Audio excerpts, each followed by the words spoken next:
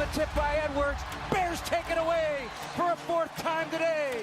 Bears win again at Soldier Field. They extend their winning streak to 4 consecutive games, and they're headed for a 2-game road trip. First stop, Baltimore. Good morning. That's the benefit of when you win, you know, you can usually coach a little bit harder.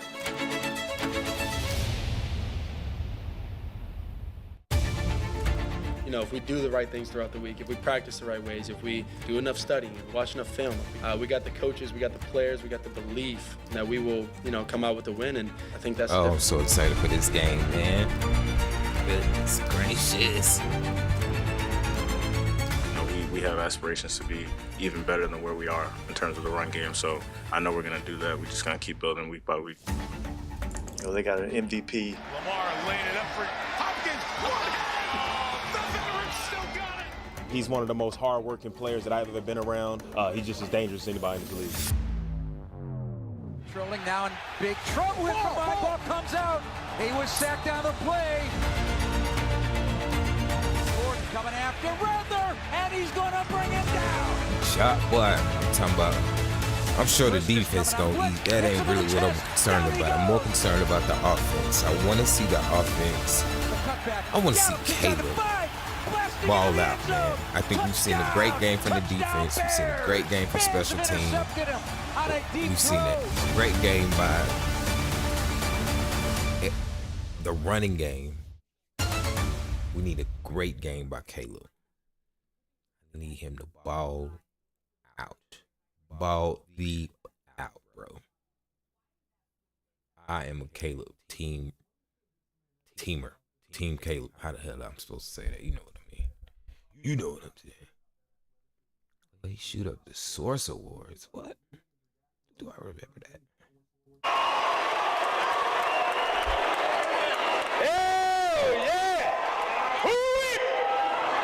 New York City. Man. It's all right. The brothers and the sisters in the house tonight.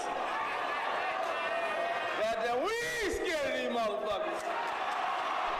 We gonna do this shit right tonight. I'm looking forward to being here. I want everybody to sit back, relax, man, and have a fantastic time because this is our night tonight. After we won at the Soul Train Awards, we did the first annual Source Awards, but they didn't show us any love. We got nominated for a few awards, but we didn't win anything. So I shot it up, literally, on stage while performing Throw Your Guns. Hey, yo, when we got real niggas in here, you throw your fucking guns in the air.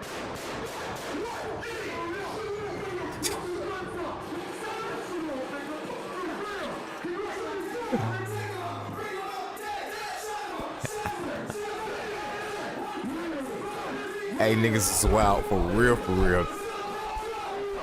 I don't know. You don't know nothing about this. This Gen Z don't know nothing about how this was, man. That's all our music was. Fight music, throwing bows, move, bitch, get out the way. What was his first words? Oh no. Fights out. I'm about to knock your lights out. Like, come on, bro. Okay, yeah, that's straight New York. You know what I mean? I ain't from New York. Oh, there I go. Look at me. Oh, Faith. Hey, Faith, baby. All right. It was something I was looking at. What?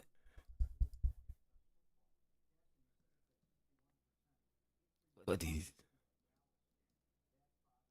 Somebody tried to shank. Subscribe, notification bell. I know First Blood's Daniel, that's for sure. And today, ladies.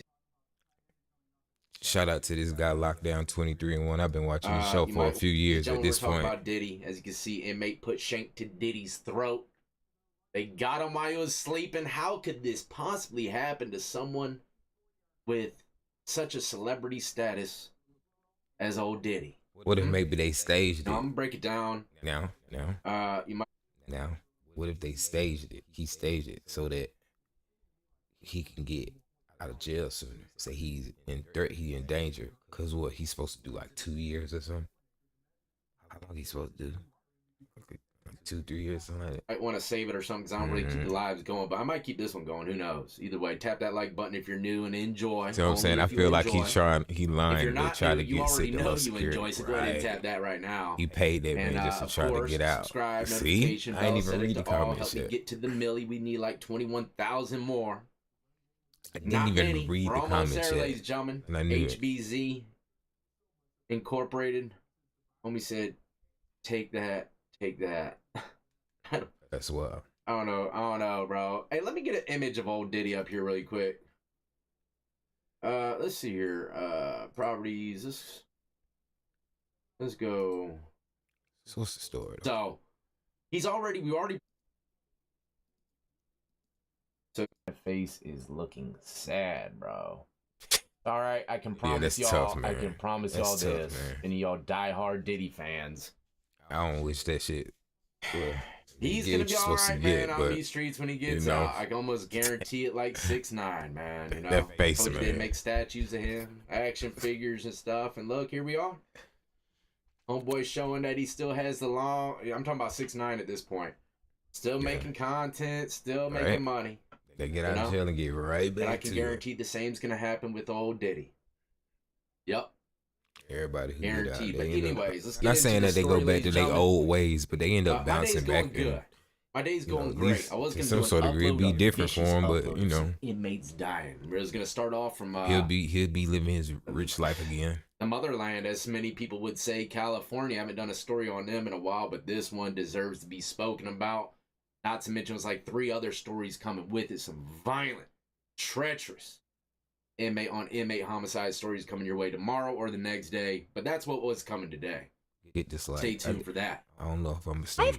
Y'all just go check his channel out. I've come to the realization. I really rock with him, and I've been watching the show, like I said, for a few years. Baltimore. Lockdown 23-1. Lockdown 23-1.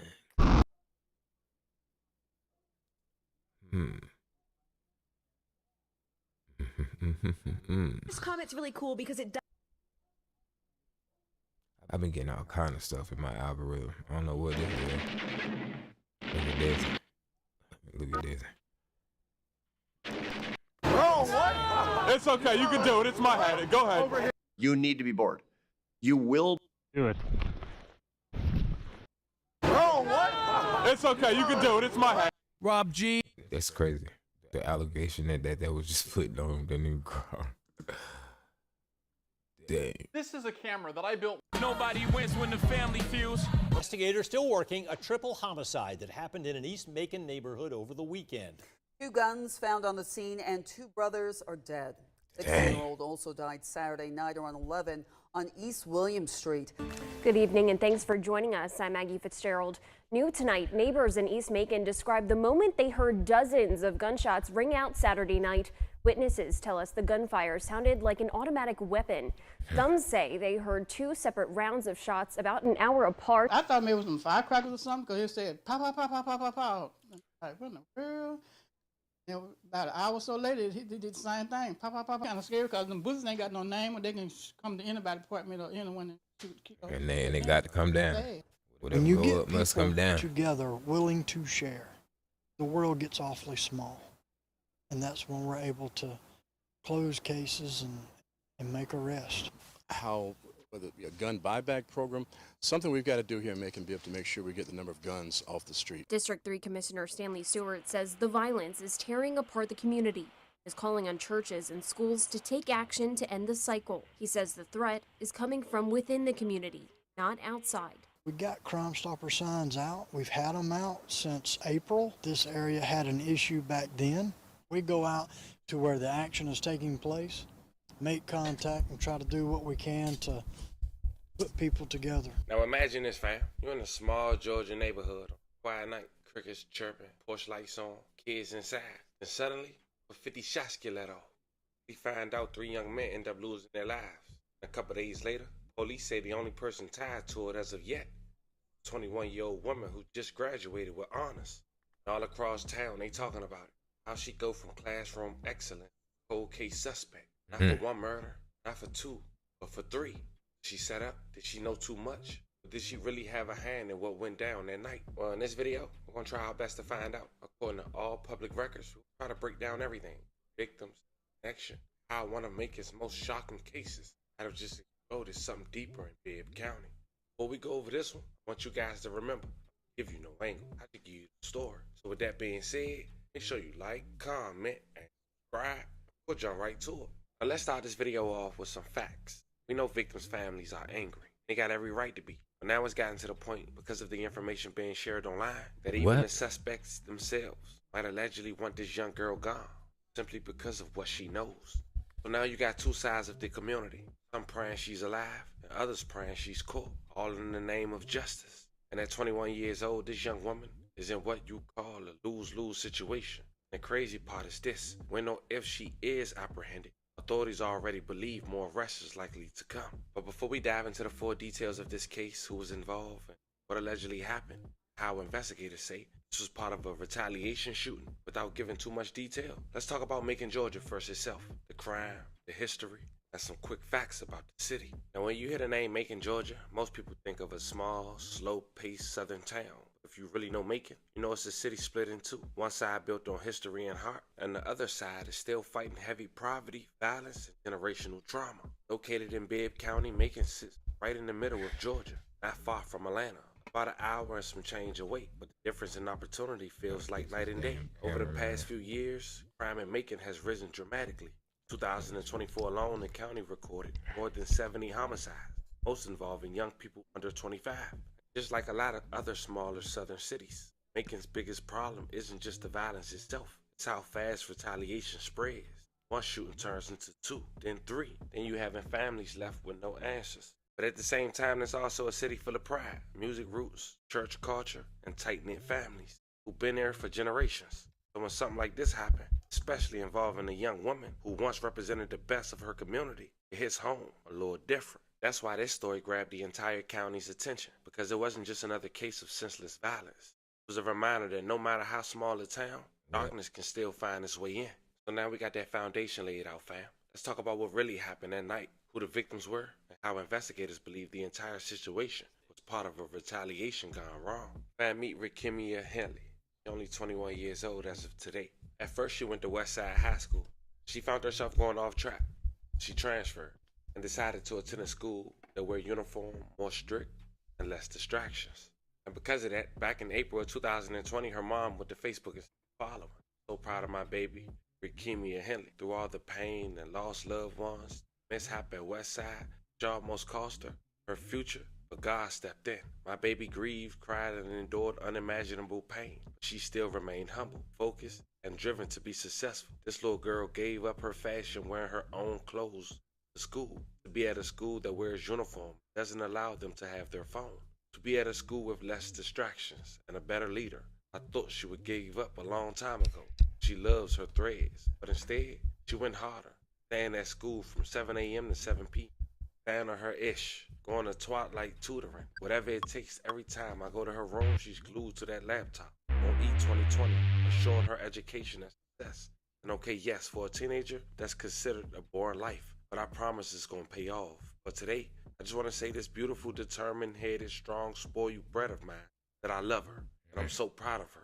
She deserves every dime I spent on her, and her hard work is not going unnoticed. I see you, babe, and your priorities being in the right place at such a young age is awesome, but your hunger for success is absolutely breathtaking. The following year, May of 2021, she graduated, and her local news platform has shouted her out for graduating with honors from Northeast High School. It then go on to say she's the daughter of Corinthia Henley and the late Jesse Henley. And then that's when I found out more about the parents' relationship, how the dad had lost his life after doing research on him. And that's when I found out that Rikimia's mom had killed her dad back in 2009 with a kitchen knife after coming home, stabbing a man in 1999 and doing 3 years. According to an article by the Macon Post, back in 2009, it quoted that a woman who fatally stabbed her husband early Sunday morning had previously served 3 years in prison for stabbing a man in 1999, according to court records. Bibbs County Superior Court records show Corinthia Henley and Corinthia Johnson pled guilty November 29, 1999, stabbing a man July 15, 1999. He was sentenced March 27, 2000, served 3 years in prison, followed by 7 years probation, according to court records. Came home in 2003. By 2009, 6 years later, she was 30 years old, and she ended up stabbing 28-year-old Jesse Gerald Henley with the kitchen knife following the argument at around 5:45 a.m. It was Sunday, according to Macon police. A police report labeled the case as justifiable homicide. Corinthia Henley told officers her husband was beating her and pushed her face into a pan of grease warming on the stove when she reached for the knife. Police sergeant at the time say no charges have been filed in connection with Jesse Henley's death. The police investigation expected to be ongoing once now was considered closed. Ultimately, the case was transferred to Bibbs County District Attorney's Office. It was the ones to determine if charges would be filed or not. Chose not to, but as you can see, Rakimia had a rough growing up. If my math is correct, when her mom came home the next year, she had her. Then 2 years later, she killed her dad. Since the age of 2, Kimia has been living life without her father, only her mom. Now fast forward to 2025, just 4 years after graduating high school with honors, Rakimia is now wanted by Bibb County for not 1 or 2, but 3 homicides. 2 brothers and a young man. 2 guns was found at the scene, a handgun and a Draco. Back on August 18th, 2025, it was a Saturday night, and a shooting had took place on East William Street in Macon. Left 3 people dead. See, according to the sheriff's office, the first call to 911 came in at around 10:30 p.m. Reporting a man had been shot on William Street. The victim was identified as 27-year-old Quantarius Townsend. He was taken to a local hospital, which was later pronounced deceased. May he rest in peace and love and condolences to his family. Roughly 30 minutes later, deputies responded to another call. The 500 block of William Street found 2 more victims. Brandon Thomas, 21, Markel Boner Jr., 16, suffering from gunshot wounds. Bibb County Sheriff's Office later pronounced them dead, and they both rest in peace. Love and condolences to their families as well. As mentioned before, at least 50 shell casings were recovered as investigators processed the scene throughout the night. Bibb County's coroner, Leon Jones, said 2 weapons were recovered at the scene, an AK-47 rifle and a handgun, and for weeks, had no suspect. Police was urging the authorities to come in, clues. But throughout the barbershops, the hair salons, schools, people was already talking. They already knew what was up. But check this news clip out first. Good evening and thanks for joining us. I'm Maggie Fitzgerald. New tonight, neighbors in East Macon described the moment they heard dozens of gunshots ring out Saturday night. Witnesses tell us the gunfire sounded like an automatic weapon. Some say they heard 2 separate rounds of shots about an hour apart. Hold on, let me do time. I'm sorry, y'all.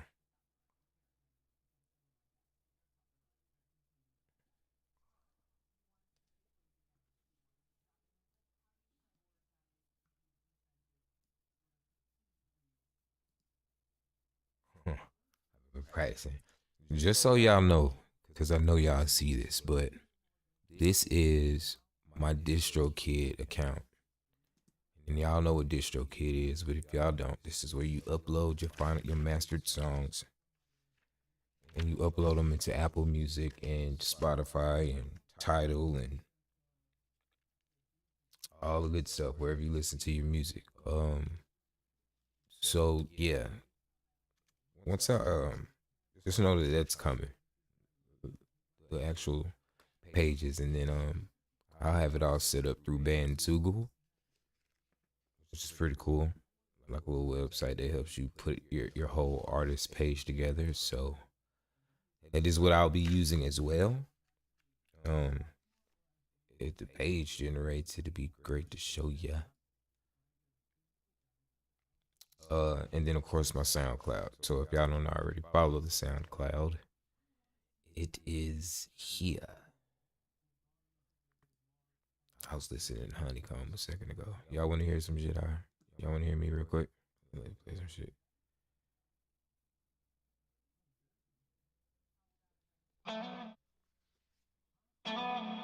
And this is what I use to practice a guitar. So this is me playing the guitar in the background if you hear it.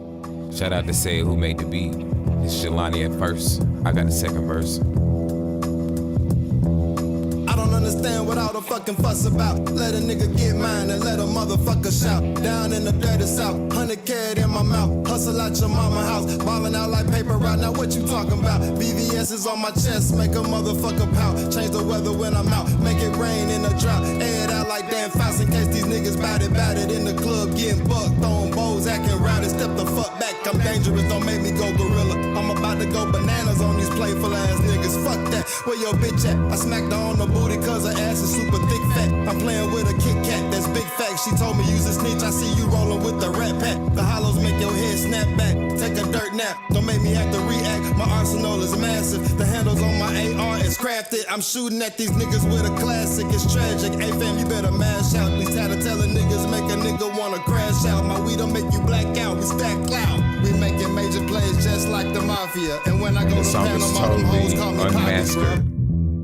So that's why you hear the sound drop out, but this me right here though. Better grab your binoculars, a nigga coming in from the cosmos. Just to take a second to show a little of what I know. Like never eye another nigga's cheese, cause they not chosen. Gotta watch these hot hoes burn through rubber like potholes. See, ain't nothing new up under the sun. And it ain't much fun when Chucky got the gun and the knife while you gasping for your life. And I'm running around laughing, I'm Ben Dubala, who the lie stabbing. Lyrically, literally, it'll be a cold day in Dubai when I die, trying to be the very thing that I despise. Looking in your eyes, I can see you pie, so I strategize. Talented as fuck, and my face is televised. Live in the blue skies, high with my new bride, ripping off the ribbon on the new ride. Took a lot of prayer and meditation for me to be this patient. Ready for me, my nigga, you not. I ain't got a lot to kick it, it's simply I'm a different nigga, hungry, I don't need a Snickers money, I'm just trying to get it. Wisdom, always down to listen, hustle, only do good business. Bear witness to this nigga who can do it all. With my day ones, despite all the pitfalls, my niggas still gon' get far. You'll see me in the hood, smoking good with my guitar, playing all these tunes cause I'm in tune with a good God, good God.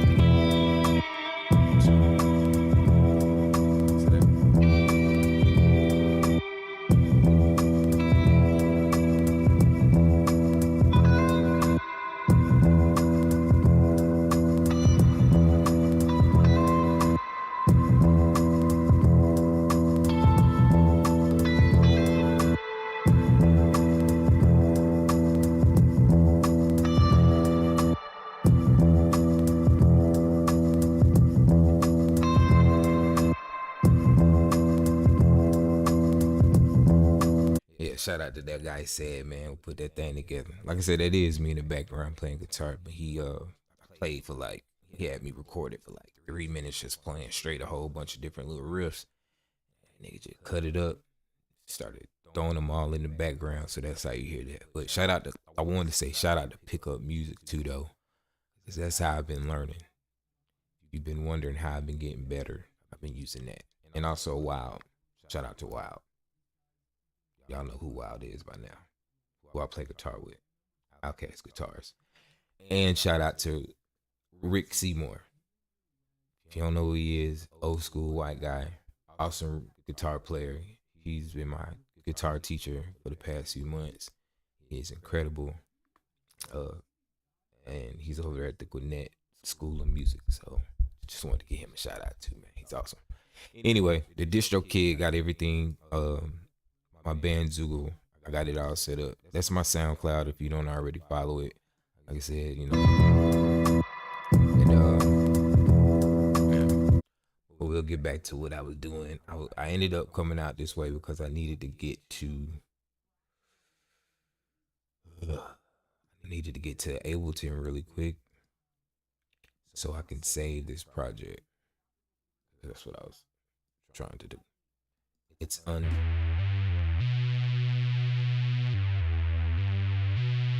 yeah. Yeah. Yeah.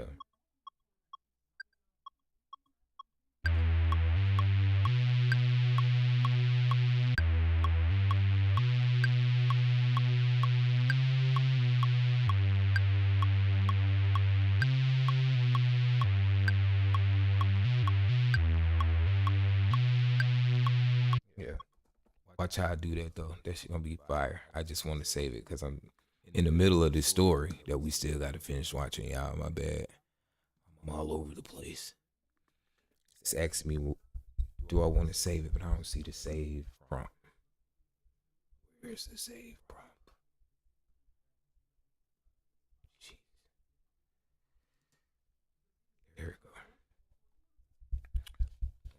Buzz.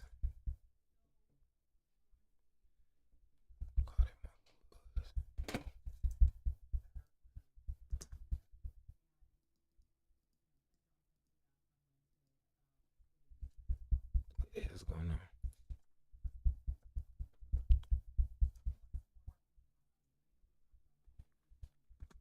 He said Buzz. What kind of name is that? Nigga, it's a name that's gonna help me remember.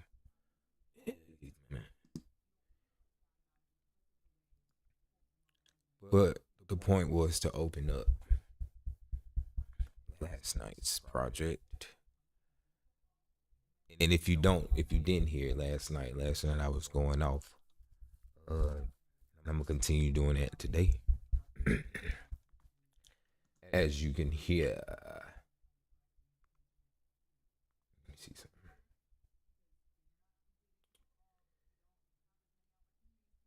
Alright.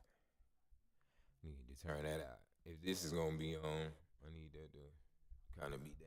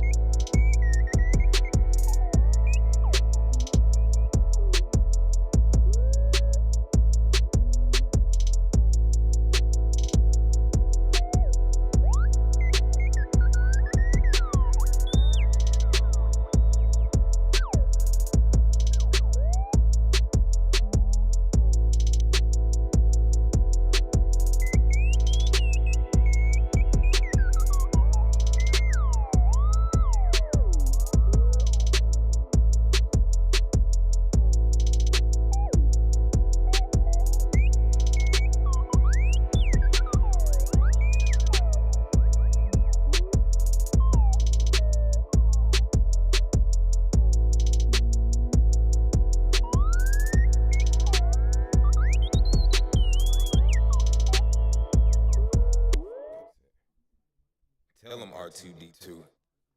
Let them know. Hey.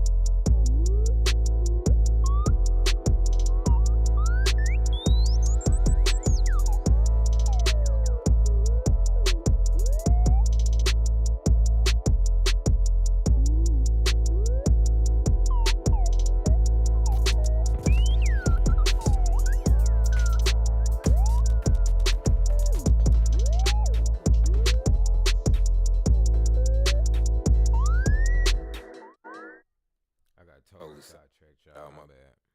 We were supposed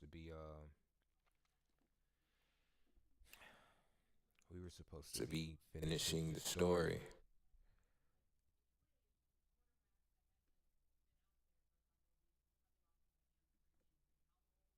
My bad. Let's continue the story. I just wanted to catch up with that, y'all. My bad. We'll continue the story now. Okay. Hunter King shares more after speaking with people who live nearby. Neighbors here in East Macon off of William Street tell me that they are shocked, not by the shooting itself, but just the severity of it all. Investigators say dozens of shots rang out on Saturday night shooting that claimed the lives of 3 men. Y'all peep what he said. He said it wasn't because of the shooting. That's not what they were shocked about. They were shocked by the severity of it. Hold on, let me change this mic out. Got me on the music. On the music one.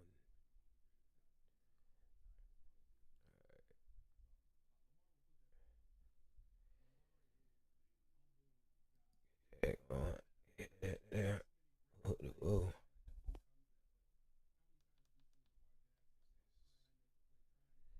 Yeah. Okay. Back to normal. Sorry, guys.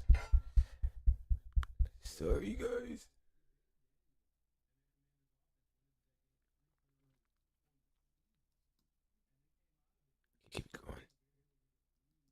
And here on Sunday afternoon, those same investigators are trying to figure out what led up to this shooting. The Bibb County Sheriff's Office identifies the victims as 27-year-old Quantarius Townsend, 21-year-old Brandon Thomas, and 16-year-old Markel Bonner Jr. Deputies responded to the 500 block of William Street just before 11 p.m. on Saturday night. Diane Jolly lives down the road, and she heard the gunfire. I was in bed, and I thought maybe it was some firecrackers or something, because it said, pow, pow, pow, pow, pow, pow, pow.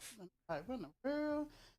And about an hour or so later, he did the same thing. Pow, pow, pow, pow, pow, pow, pow. Jolly says the neighborhood was quiet when she moved here nearly 4 years ago. She described a different scene now. It really is scary. For me to be an older person, and it's like he kind of scary because them bullets ain't got no name, or they can come to anybody's apartment or anyone and Ain't that the truth?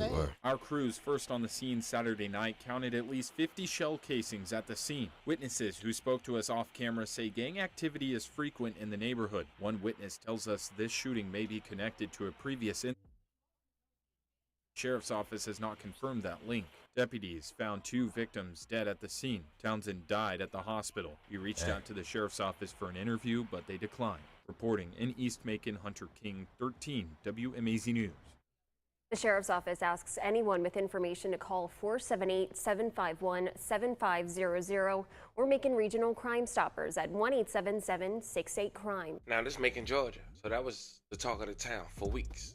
Weeks would go by, authorities would still have yet to make an arrest, but they started to get some tips. They later found out that the suspects was allegedly a part of a crew called EK, who had ongoing feud with another group, who allegedly took matters into their own hands and shot up their neighborhood, was considered a drive-by. And this is how authorities will have a person of interest 5 weeks later for those 3 murders. It's been alleged and on social media that the crew who was into it with those group of young men, one of them was a boyfriend to Rakima. And the only reason authorities only know her so far, because it's been alleged that it was her vehicle that was used. Dang. Even someone had went on social media and wrote this in the comments, indicating that her boyfriend was one of the ones who shot it up, and allegedly her car was used. But none of that has been confirmed. Sound about It right, would make though. sense on why authorities will only have her as listed as a person of interest thus far. On top of that, people has been going around with this theory that she allegedly set these dudes up, but as of now, that's not the fact. And if that's proven and given out by local authorities or via court records, you know I'm gonna keep you guys updated. Nonetheless, Thursday, October 23rd, 2025, Bibbs County had put up a wanted poster for Rakimia Henley. Says she's 21, 5'6", weigh 135 pounds, brown hair, and black. They also indicated she had braces and tattoos along the right arm, right Braces. thigh. So Now, she's even though she super won young, it in the court of 21. law, she's innocent until proven guilty. You can only imagine what's going through her head right now. 3 Not only bodies. her head, but her mother. You're talking about somebody who graduated with high honors 4 years prior, overcame obstacles in high school, made that transition, grew up without her dad since the age of 2. Because he was killed by the hands of her mother. Now she wanted for 3 bodies. Some say she ain't pulled 1 trigger. It's a very unfortunate situation. That's It goes to wild. show you, trying to fit in and band with the wrong crowd could make you just as guilty as any crime that's allegedly Man, that's been so done. wild. And the sad part about all this is that she only 21. But what's even more damaging is that 3 lives were lost. Now I know at this point people wondering who the boyfriend. He speak out? Well, I can say this. It's a young man who has been active on social media, but after the 9th, it seemed that he didn't. Who claimed to be her boyfriend. I won't give his name because authorities didn't give it out yet. But I But you will put show his you face up there. public videos that was presented on Rakima's birthday just 2 years prior, as he wished her a happy birthday to his girlfriend/wife. As of now, he has yet to speak on this situation or speak period on social media just a week before this incident. Now, people was making parlays. I'm quite sure the over and under, if she was over or her telling, the money would be flooding in. But as more developed, I'll keep you guys updated. Until then, let me know how you feel about this one in the comments. That's Don't crazy. forget to like and subscribe. Until then, I'll catch you guys on the next one. Well, that wild. That is an insane story to hear. Man. Yeah. Whether you like it or not, I'll call it. Yeah, I was about to do some fly shouting. Y'all don't know who Fly is, man. Y'all don't know about that Fly, man. I'm calling shot after shot, whether you like it or not. And it take more than the plot, than not the peep from the top. That's cause I conquered the land with destiny in my hand. With many man demand, and Mr. Stand with the plan that more efficient than other. The most evolving, my brothers who growing realer than killer than double dumps on the double. We cut the funkiest slug, put some slugs in they mud. Hey, shout it, hey. Y'all don't know about that, man. Hey. That thing was riding with that Fly though. Shout out to Fly, man. Where you at, man? Let's do something, bro. Let's get it, Fly. Let's do something, dog. Hey. Tell him R2D2.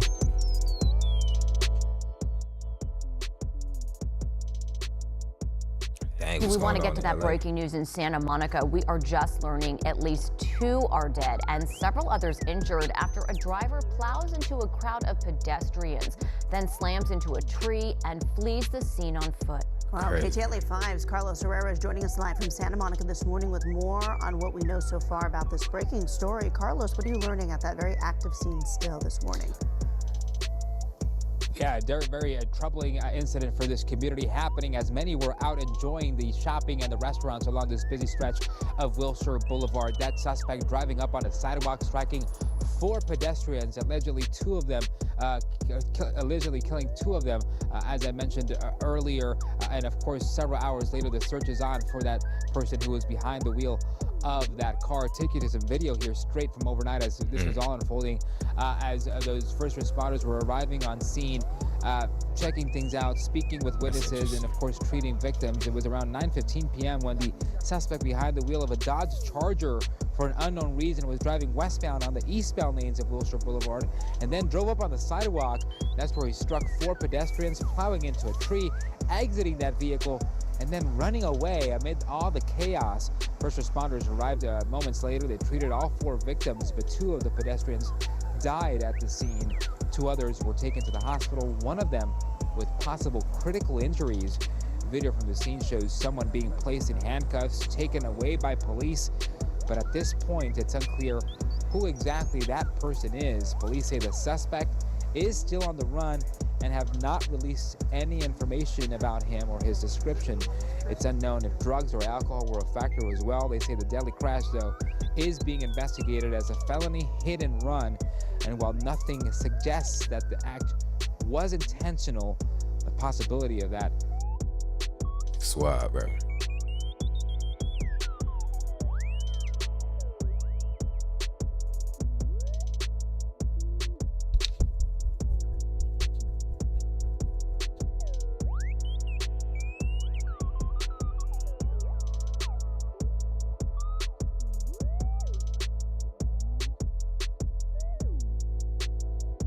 Boy, you hate to see it, boy.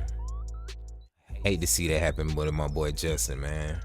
It's crazy. When you say you gotta get the ball out, it's probably a silly question, but why weren't you? Jeez, Jess. Jeez.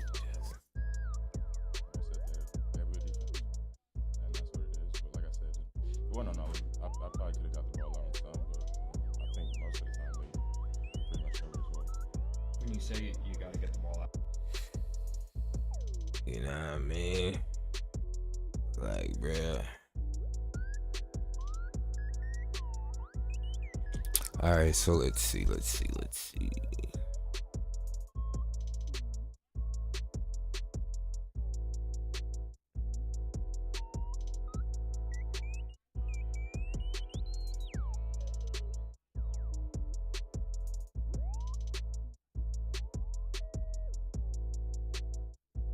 Ain't no way. Ain't no way, boy. Ain't no way, boy. Ain't no way, boy. Ain't no way, boy. Ain't no way, boy. Yo, welcome to my apartment. Yo, this space is so small. How much do you pay for it? $650. What's the square footage? 80 by 150. So really it just feels like a walk-in closet. Like, It's in Midtown, so it's nice because it's not in a random spot. like in Brooklyn or something. Like in Brooklyn. Oh, wow. Holy shit. This is the kitchen, no oven. Are these clean or dirty dishes? Yeah, they're so dirty. They're so dirty. This is like the only shelving space you have kind of over Only here. shelving, yeah. It's kind of annoying. This yeah. is very like college-esque, It's right? so college. Feels like a dorm, yeah. We have a makeup bin and we have food. Or do you cook in here ever? That's the real question. Sometimes, yeah. If I do though, like I'll go get it fresh. This is storage. I just keep like a lot of cleaner stuff up there. So I had food up here originally. There were like mice in the beginning of summer. So That's I was like, crazy. oh, no. The whole mice bugs thing, like any apartment in New York, you can't escape it. You almost couldn't even do an at-home workout in here. That's how small it is. Yeah. So you used to live in a luxury high-rise, and then you moved into this tiny spot. Yes. And what prompted that? I kind of just was debating if I was gonna move back to LA when this lease was over. So it was a 6-month short time lease. I just found it and I thought it would be nice and convenient. I can travel and not have to worry about a lot of rent. Basically save $2,600 a month. Yeah, exactly. So should we shift into the living room area? Yeah, that's it. Okay. Onto the couch, a nice view of the TV. You can almost reach over and wash your hands from the living room if you wanted to. I work in fashion, so those are all from my magazine that I write editorials for. And then semi-new That's to cool. New York, a year. So it's like postcards they give you when you go to restaurants. And I'll like write memories on the back of them with like whoever I went with to the place. So do you primarily hang out like down here when you're at home? Mostly. Sometimes it's nice to go up there and like read. This space between here and here folds into a guest room. Can we pull it out? Can we see it? Yeah. So everything has to shift to the right a little bit. And then you just pull it out. This is Surfline, Surf Life.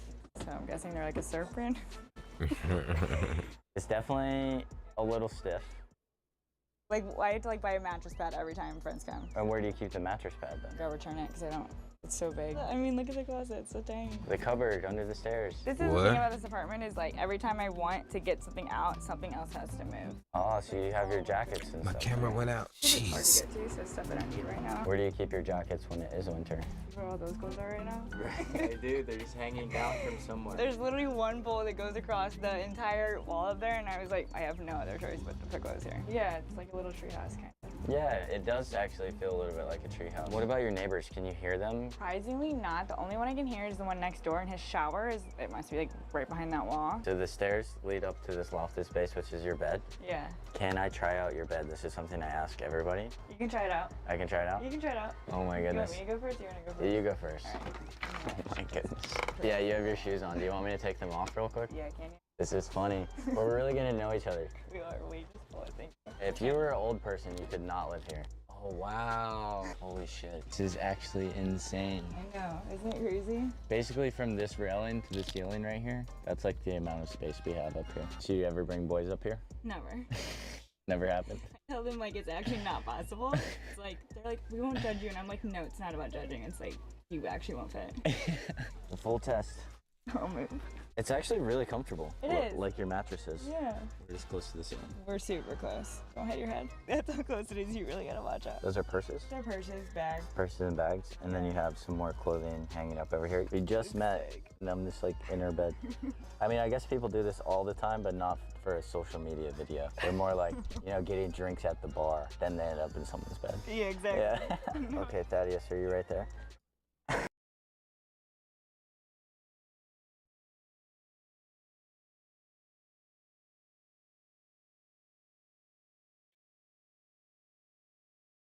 Damn.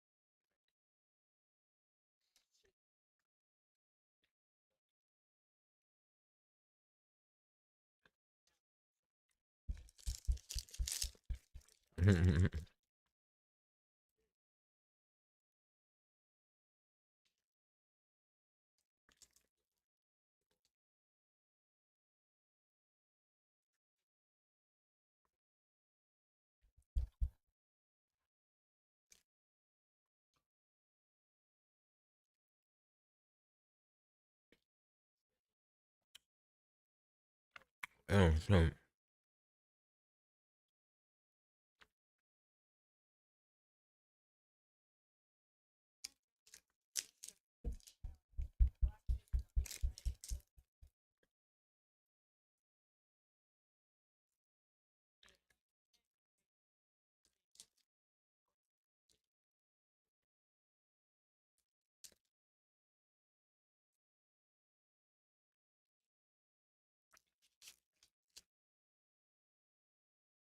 that's wild. I saw very interesting.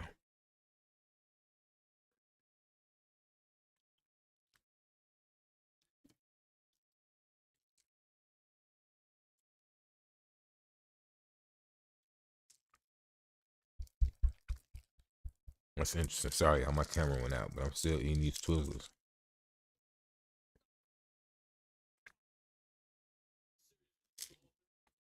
Mmm. Goodness.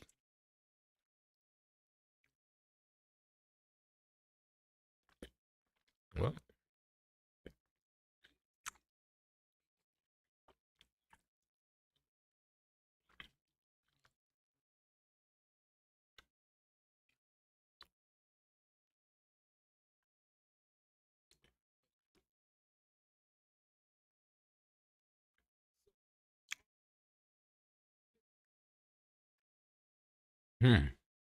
Really?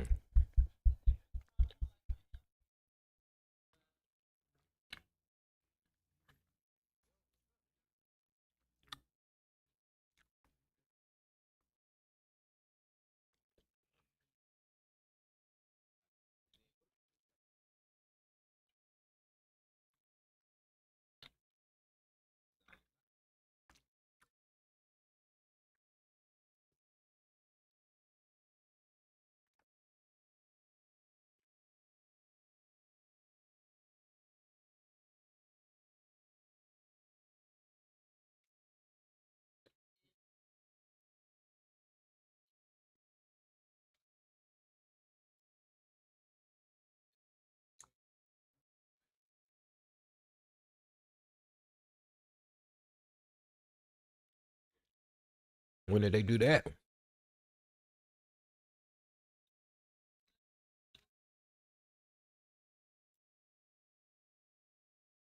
Mm-hmm.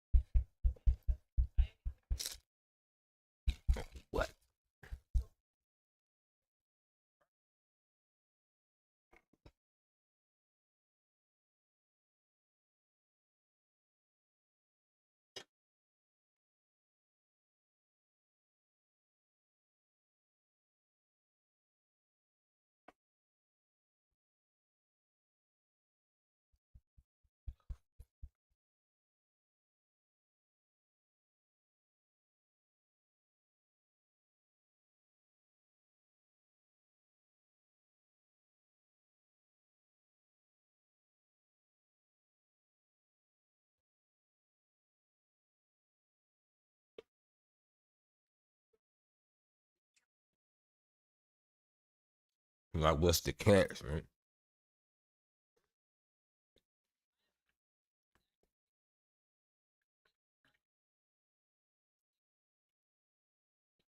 Mm.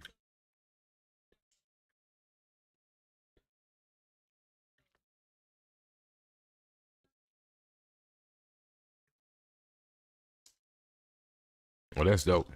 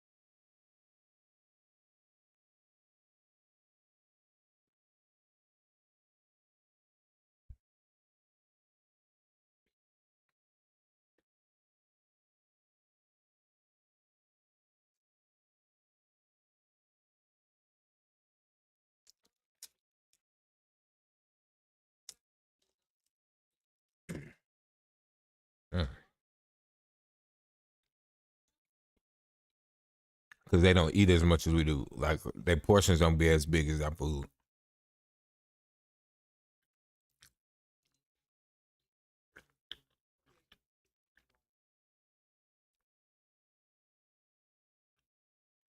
Mm-hmm.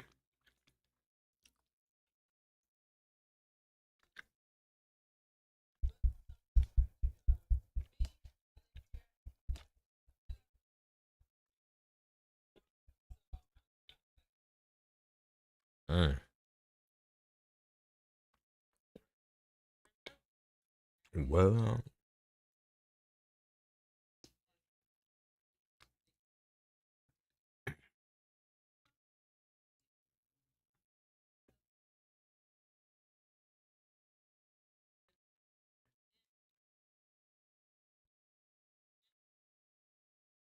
mm. Mm.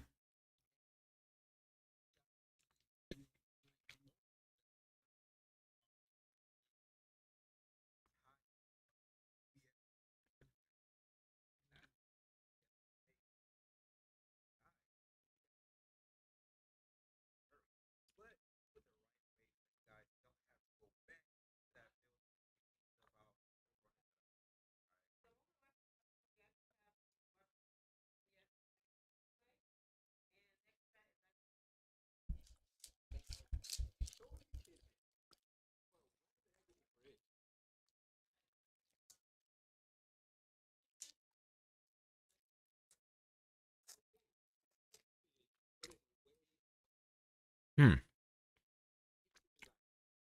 It's not the worst thing in the world, though.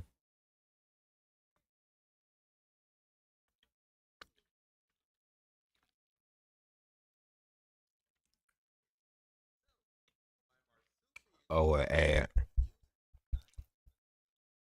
Marsupial.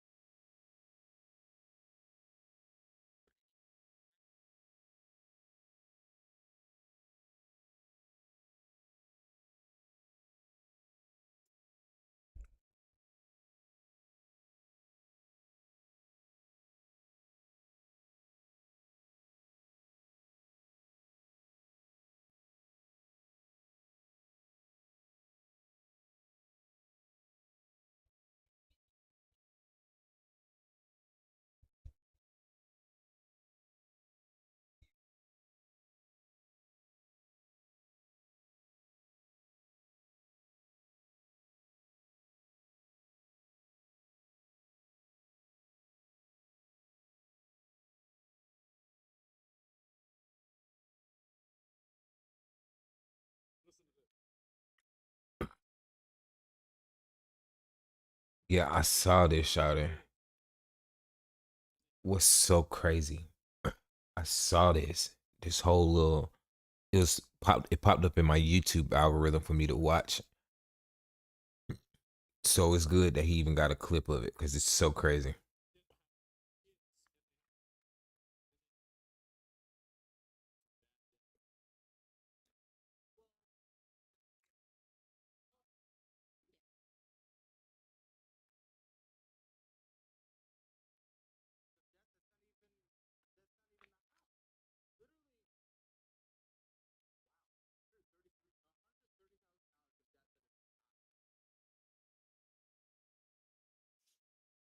That's tough.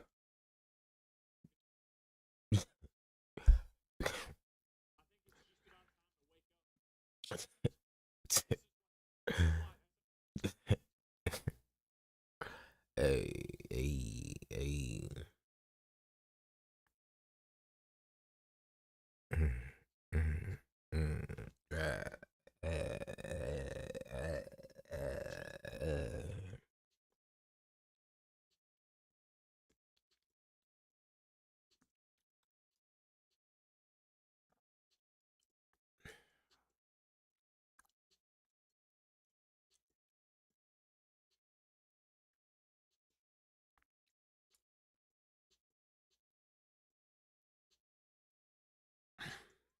What is this?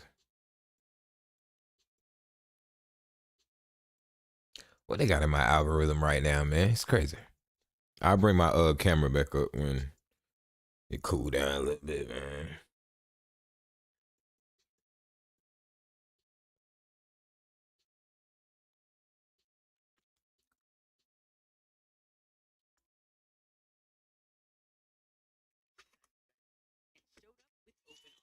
But in some parts of the world, being black isn't just a cultural difference. It's a problem. Not for you. This isn't a list about trauma. This is about real life hostility. Today, we're talking about the top 10 countries where traveling while black can be a problem. From outright racism to heavy, not so microaggressions to disdain and creepy behavior. No one goes into a country expecting to encounter assholes.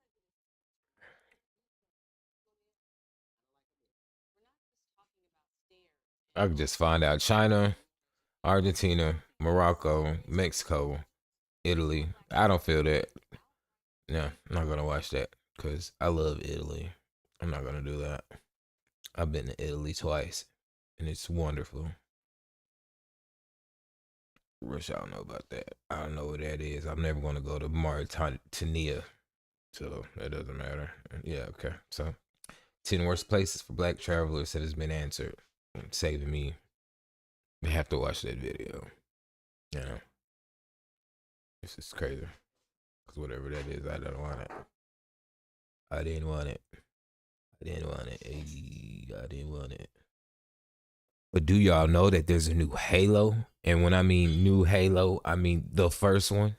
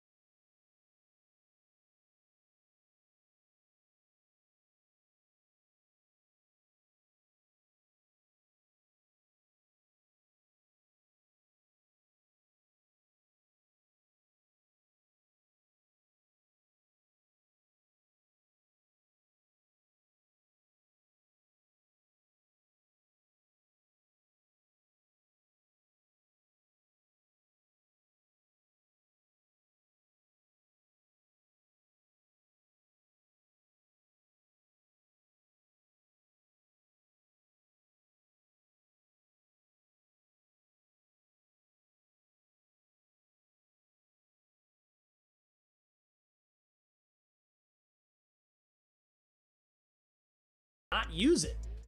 I actually found it handy when running back down the beach towards my mission objective after I'd wandered off to go stare at more of the new Unreal Engine 5 rendered spaces. What about co-op? After Halo Studios fumbled that in Halo Infinite, you're probably wondering about it for the remake. My bad, I didn't mean to leave you. Oh, what? It's okay, you can do it. It's my habit. Go ahead. Voice was crazy.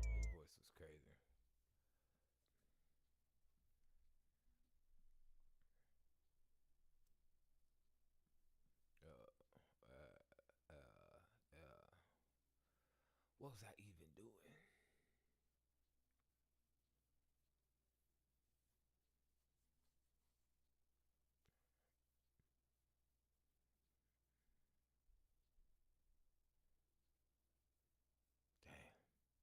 This is the first time for everything, brother. But like I said, we're not basing our life off of statistics. But if you look at any head coach with a quarterback like that, you're going to see similar results. Justin Fields' time as the starting quarterback with the Jets is over. And if you're Justin Fields, there's no way that you can hear those comments and think that organizationally there's any belief in you. One of the hardest parts of my job is whenever there's a team that is so incompetent in so many different ways, and I have to make sure I capture each and every bit of incompetence and cram it into one video that ideally doesn't exceed 18 to 20 minutes. And well, when it comes to a team like the New York Jets, it is practically impossible to do that, because we're talking about an NFL team that allegedly made roster decisions based on Madden ratings, a team where, according to multiple reports, an 18-year-old Harvard student sits in personnel meetings and his opinions carry the same weight as experienced executives. A team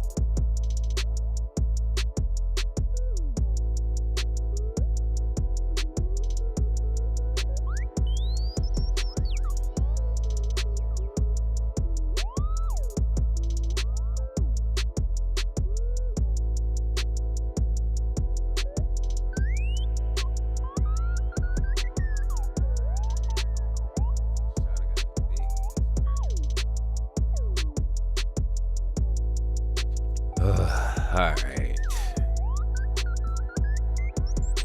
The hell I got going on? Man, what? How I started smoking crack. Yo.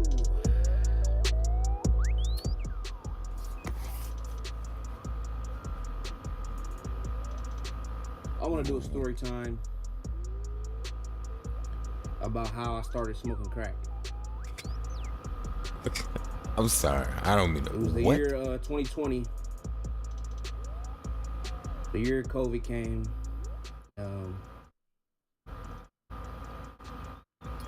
I was hustling, and the year before that, I was on pills real bad, y'all. The fake fentanyl pills. I thought they was real at the time. I don't know, man. He don't really look like no ex-crack addict. Those, you know. What do the comments say? And I got kicked out of my mom's house like in the end of 2019. Right, so and it immediately clicked. Because like when I used to do them like on fentanyl, I do not shut up. Like it's like being drunk.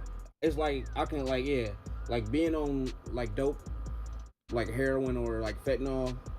It made me feel like I'm drunk, and I do not shut up. Okay, like, I so can't, ain't nobody. I feel like I'm damn invincible. Ain't nobody saying that they don't think they he. Anybody, and I just don't care what I say. I think that's kind of like why I don't like drinking too, because I never like. Maybe I need to watch never liked that. alcohol, like, and I still don't. I don't care to drink, but yeah, I had my mom kicked me out the house when I was 19. Damn, hold on, this is kind of like far back, but it kind of makes sense though. But anyways, yeah, before crack, I was already popping pills.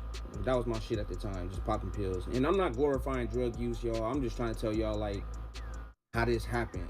Like, but yeah, I was my mom kicked me out the house, and I had just got, and this is right after I came home from college. Anyways,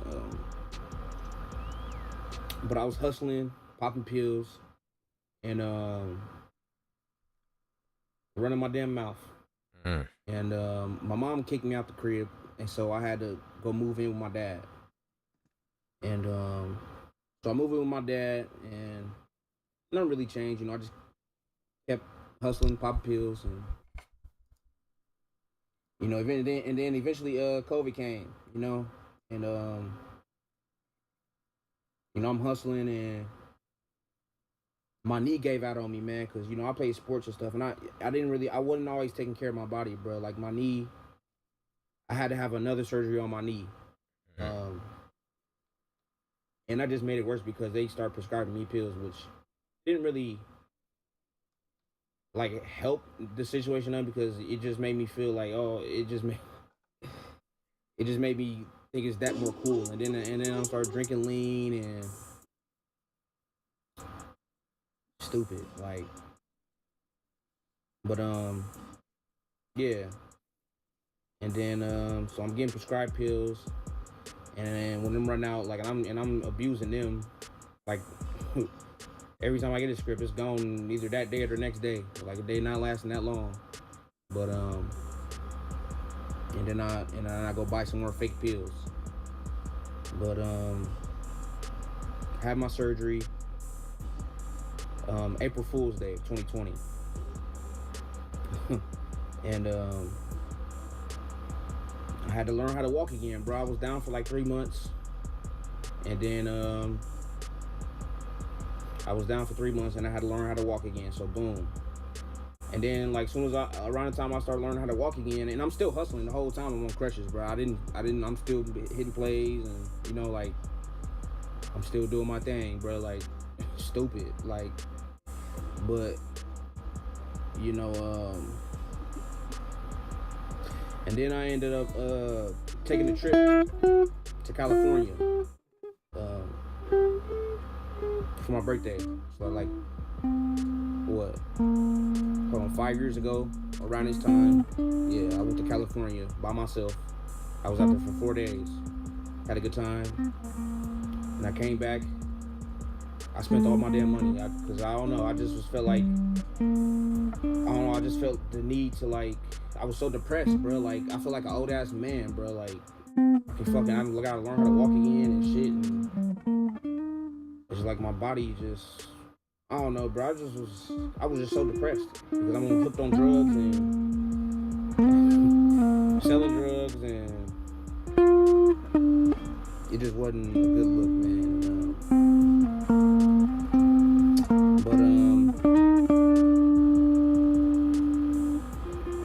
So I come back to California and I'm driving,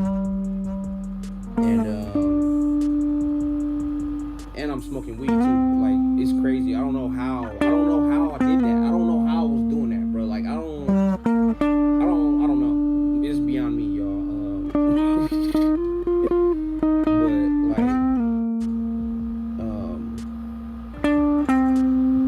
So I'm getting weed from the dispensary. So like when I get back, in Michigan, weed legal just like how it is in California, like recreational. So I was like, so as soon as I get back to Ohio, I'm like, man, I gotta go to the dispensary in Michigan. And then my damn car break down. As soon as I hit Detroit, my car break down. So one of my homies, I called one of my homies come pick me up, and he came and got me, and I ended up just leaving my car there. And this is my first car, my first ever car. It was a Hyundai XG350.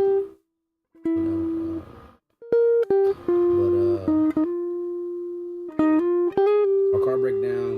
My friend come get me, and I go back to Lima. Now I don't got a car, and I'm broke. Well, I probably got like $500, but just a few days before I had a few thousand. You know what I'm saying? Like, and it's looking bad, man. And my people's like, yeah, man, you can, if you want to start, you can take over my third shift at the spot, moving the other shit. I'm just like, yeah, come on. So, I ain't selling weed no more. Now I graduated. Now, mind you, I'm still popping pills. But now I can't pop, I can't be down no more. So now it's just like I gotta start doing. I'm falling asleep in the spot. Like, how the hell I'm hustling, falling asleep with all this money on me? Like, so now I start making money, but I'm still like, okay, something gotta change because I just can't keep falling asleep. I'm missing out on money, bro. Like, people knocking on the door, I'm telling them I'm missing out on money because I'm too busy nodding out. Like, it don't make no sense. Like, but so I'm like, okay, I need to stay up.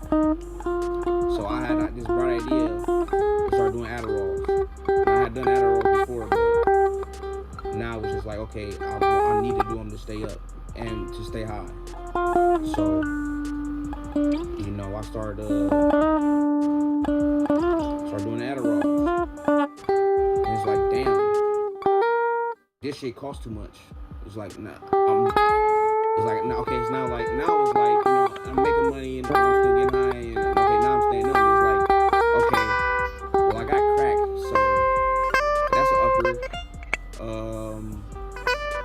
And then people at this time, I remember like people were saying I had bad dope, and I remember like when I buy weed and before I sell it, I'll be like, okay, so let me try my weed first before I even to know how good it is. So I thought it would be the same thing with the dope, and let me just see what it's like because they saying it's bad. So I'm trying to figure out how, like, and I'm trying to like figure out how it's good, who got the best, and that's where I fucked up because that's where I fucked up. But that was literally, I remember that being my thought process. Like, okay, I'm just gonna treat this like it's weed, and so I can stay up and so I can stay high. And I remember watching, cause I'm so observant. Like, I'm very observant.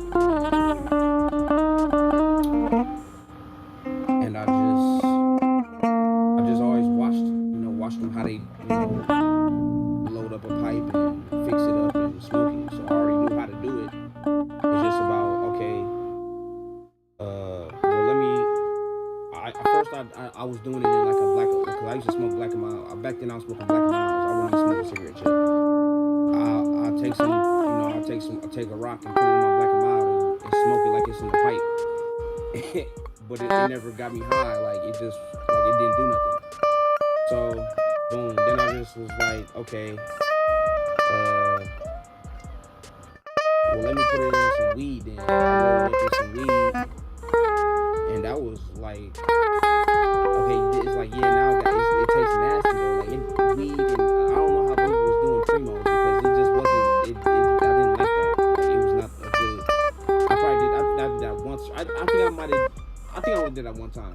I might have did it twice, but I think I only did it once, and I put it in the backwood. Like that was fucking the nastiest shit I ever did. But so boom, I did that, and then I didn't like that, and I don't know, probably like a week later. So now it's around like Thanksgiving, and I remember this exact day like it was yesterday, and I was at the spot, and nobody there, right? And I think my uncle had, like, I left something for my uncle and he supposed to leave the money there, but he ended up not leaving the amount of money he was supposed to bring, and it just pissed me off. And then I was just so mad, and I was just sitting there like, man, fuck it, I'm about to try this shit, bro. Why this shit? Because why is this shit so damn good? Like, what make these, like, I just needed to know what the fuck it was like. For some reason, I just had to know.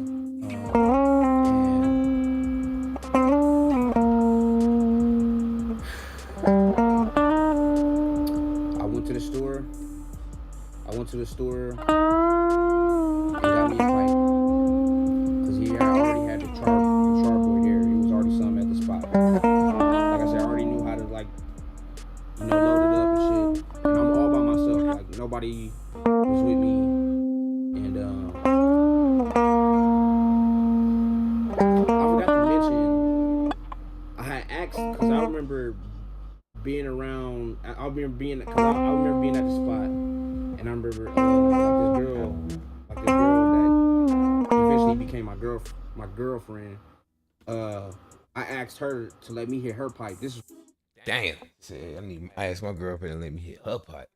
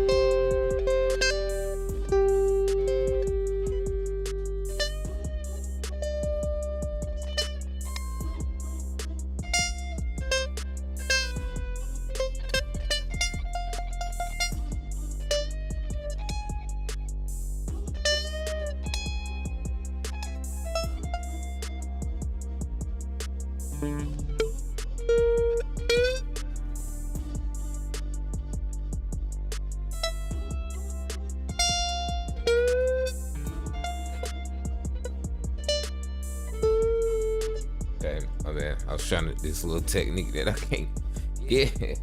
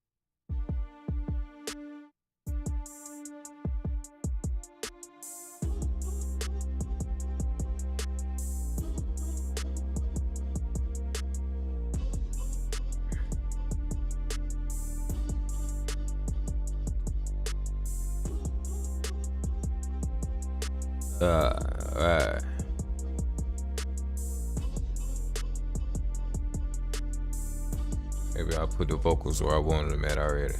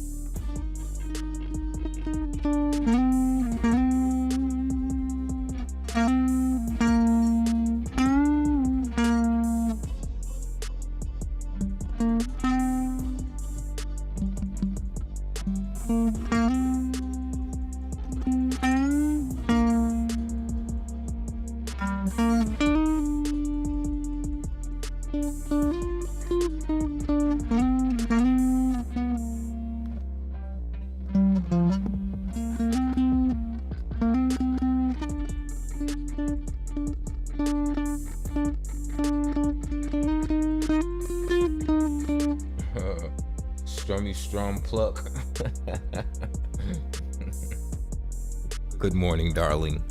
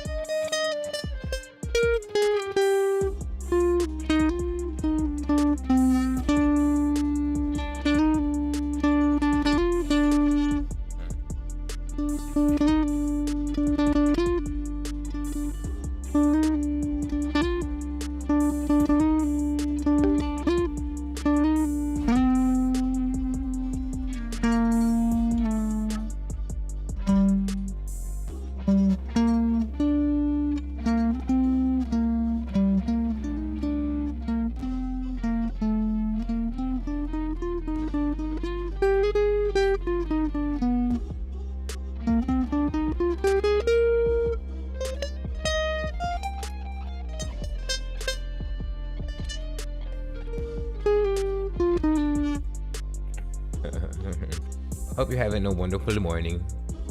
Thank you for pulling up. I was practicing this little thing, man, trying to get it together. But it has been going on for about a good little minute. I gotta try to figure this one out. So we got 2 of them that we working on today, that we are for sure recording today. We got 2 of them today. And if I'm feeling froggy, I ain't doing it though.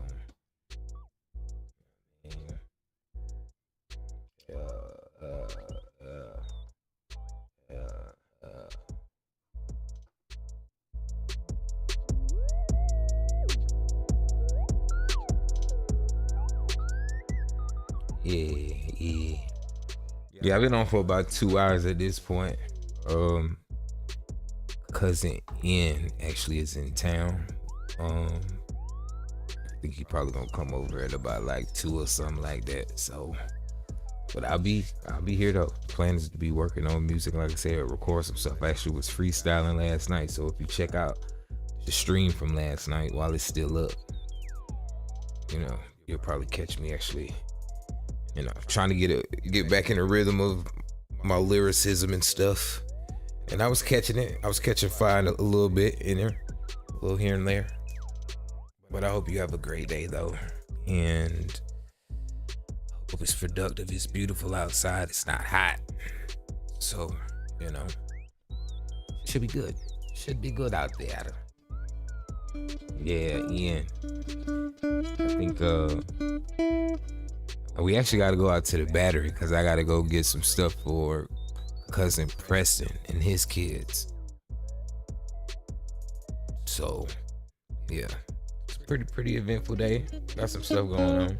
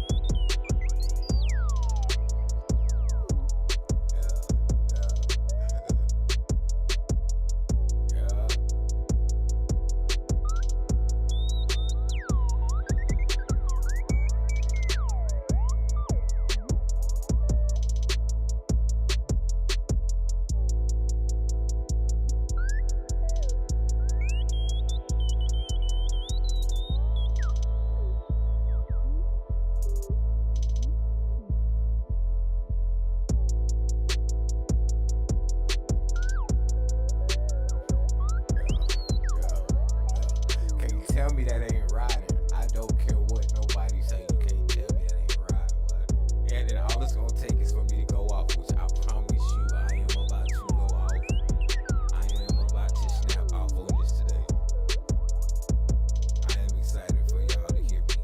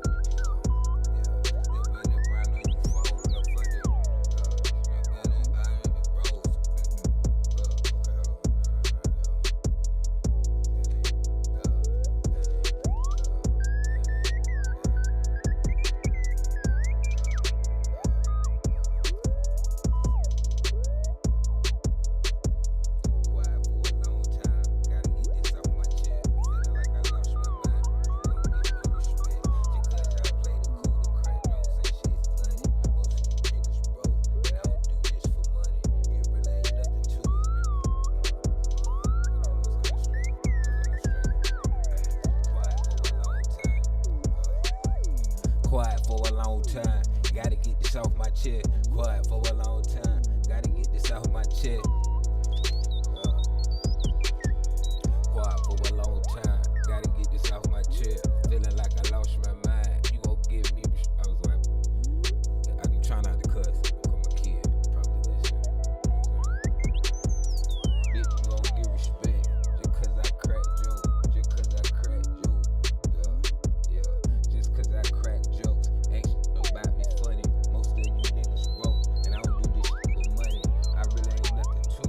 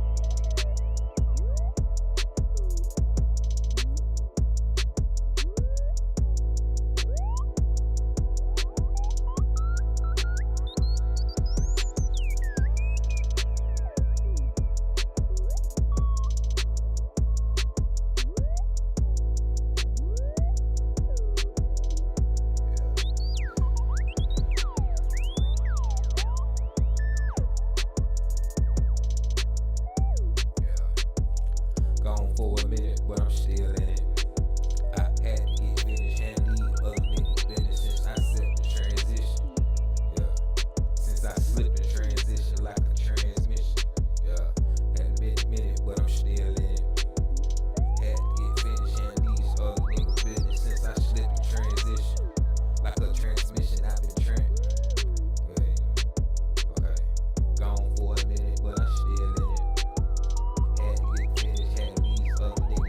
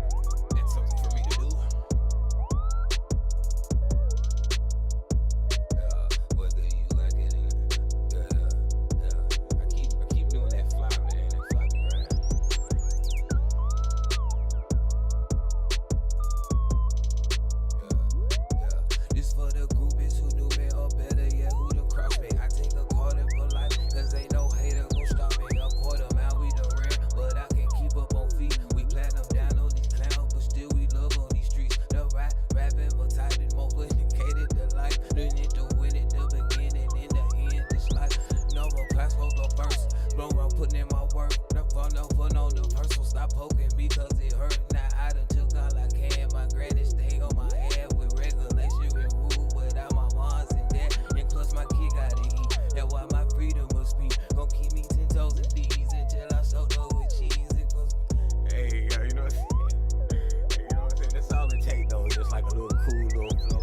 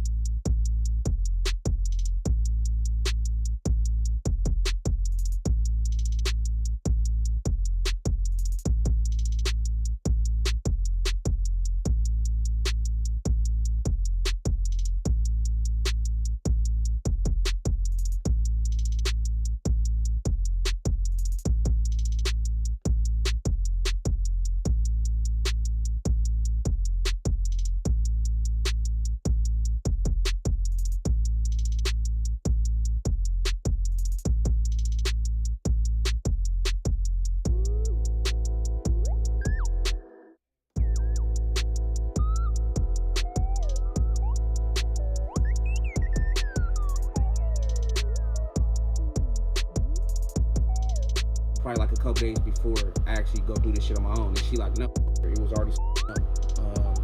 And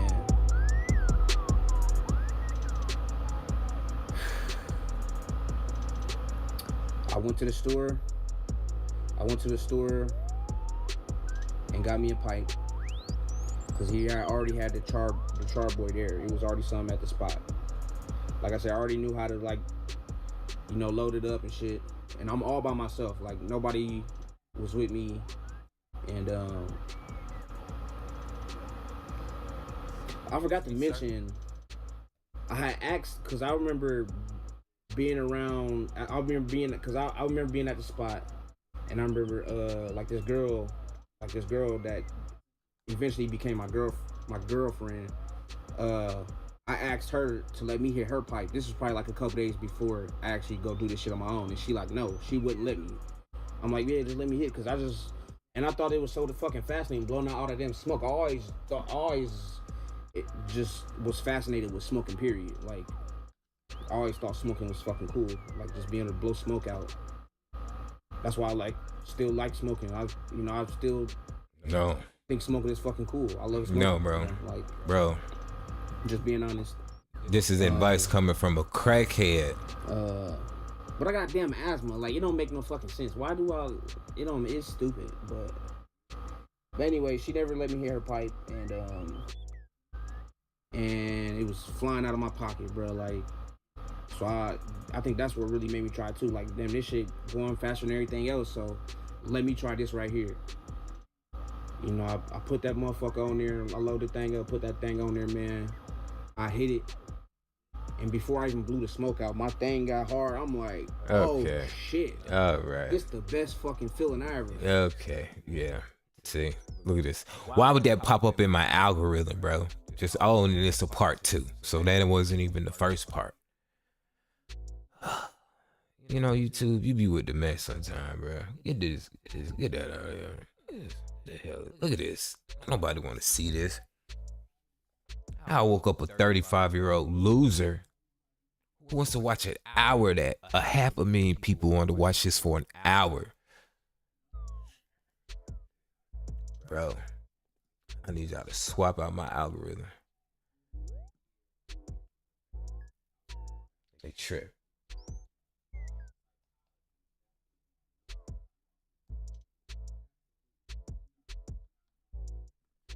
Somebody want to deal with it. Oh man, brother. Did he not have an eye? Was he missing an eye? Getting an escort is risky. Duh. And what is happening? I survived my suicide jump. Facing a 3.5 in the mall, huh? Really? What is this? On my YouTube. This is how easy it is for your Filipina to get you arrested in the Philippines. Cat.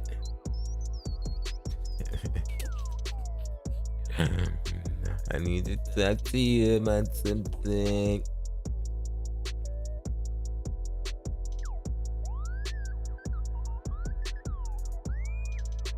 This might be interesting. I started smoking weed when I was. That's why they keep showing me, because they want me to. And I remember the first couple times, like, sneaking out of my buddy's house in the middle of the night, going out behind this local elementary school and like hitting a grav bong.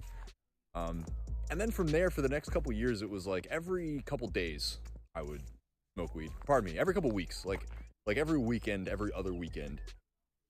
My buddies and I would score some weed, maybe like a couple grams for fucking $40 or something. Bro said score. Get like a paper, roll it up, or like a little bowl or something, and all together, however many of us there were, 6, 7 people, get together and like smoke.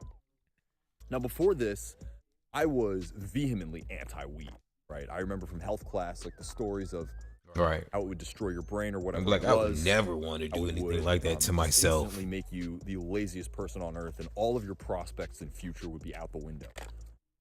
And I would make these comments on YouTube, like telling people this crazy story I didn't. Yeah, he said he would make it on YouTube. Who forced him to smoke, and he died. And I would share this. We would have YouTube when I was a kid.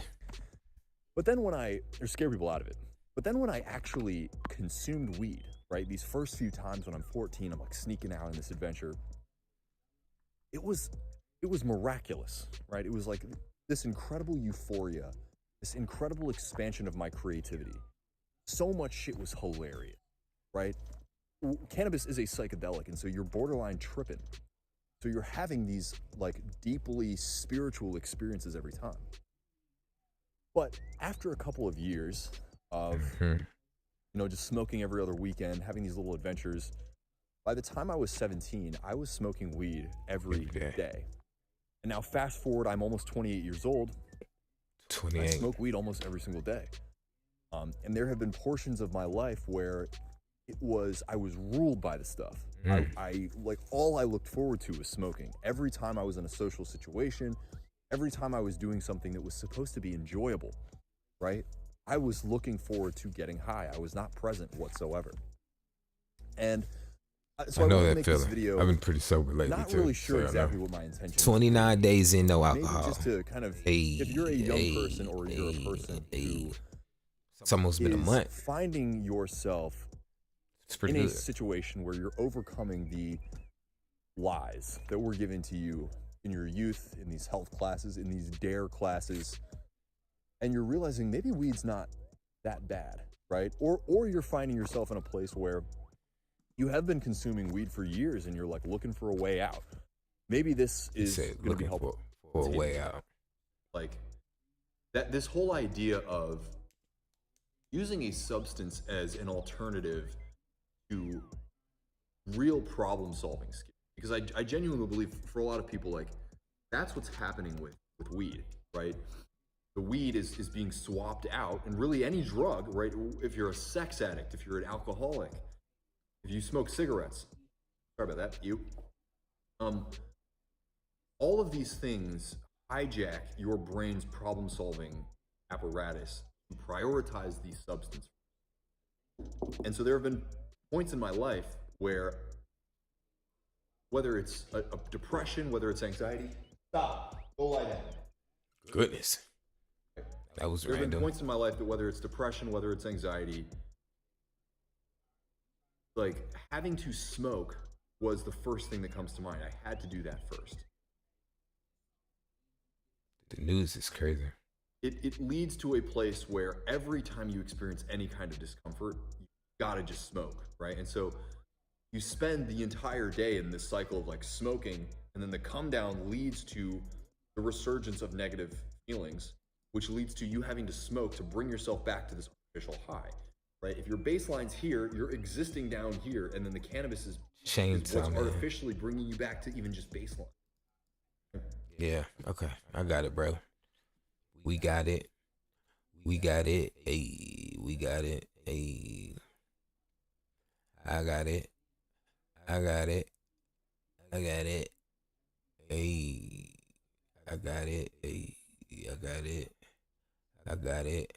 How much does it cost to visit Antarctica? The first thing you have to keep in mind is this is the most remote place on the planet, and it's not easy to get to. The best way is by ship, and most sailings start in Ushuaia, Argentina, and after 2 days of sailing, you make it to the White Continent. When you arrive, the wildlife is absolutely insane, like orca and humpback whales, of course, penguins everywhere. You get to ride these smaller Zodiac boats through ice, snow, and glaciers, and even make your way onto land to get up close and personal with the cutest animals on the planet. Our voyage included a trip to the world's southernmost post office. You can actually mail letters from here, and they call it the Penguin Post Office because penguins run this place. The ship I'm on is with polar latitudes, all food and drinks are included, and the food was even better than I was expecting. There are other activities you can choose to do, like kayaking through the ice, and yes, of course, a polar plunge. For a 12-day trip to Antarctica, prices start at $6,000 per person. They go up from there for longer voyages and nicer rooms. How much does it cost to visit Antarctica? The first thing you have to keep in mind is this is the most remote place on the planet, and I couldn't help but make that same face that one white boy make in that meme.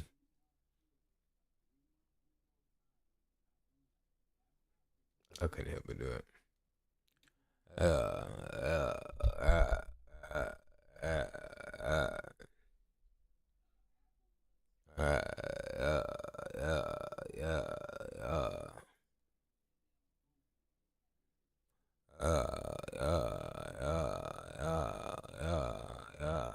at this. Look what they telling me.